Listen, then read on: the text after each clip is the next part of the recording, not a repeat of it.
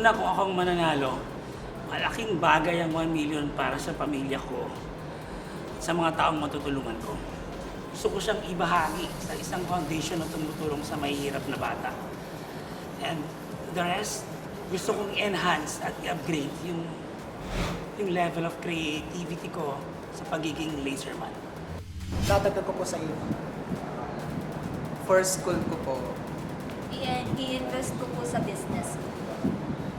Pambili ng phone. Unang-una ko pong gagawin sa aking mapapanalunan ay tutulungan ko ang mga kapwa food delivery rider ko. Sila po kasi yung unang gusto ko po talaga tulungan. Yung iba naman para din sa family. At siguro, yung business. Mag-iipon ako. pambayad ng kuryente. Pang-start ko ng business and pang-support ko ng dalawang babies. Savings for master's degree. Yay! Ako po, I will invest as well.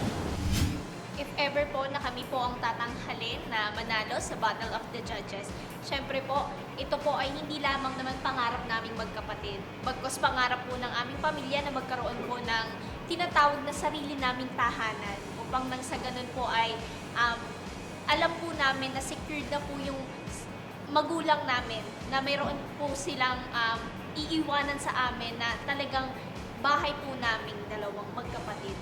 Yung matitira po is gagawin po namin siya sa maliit na negosyo para patuloy po yung pag-ikot po ng 1 million, hindi po naaksaya yung perang na panalunan namin. Gagamitin ko po yung 1 million para pambili po ng lupa para kay mama at daddy para hindi na po sila mamroblema. Ito para sa mga anak ko, para sa pag-aaral nila, tapos para sa makatulong ako sa magulang ko. Kasi yung magulang ko, nag-iisa na lang, tatay ko na lang. Wala na akong mama. Ititreat ko po si Tito Boy for dinner at buong staff and crew na tumulong sa akin para manalo. Ako po for my Lola's Medicines. Ako po invest sa business na may isip ko. Yeah. Sa akin po panggawa ng ilong tsaka ng ira.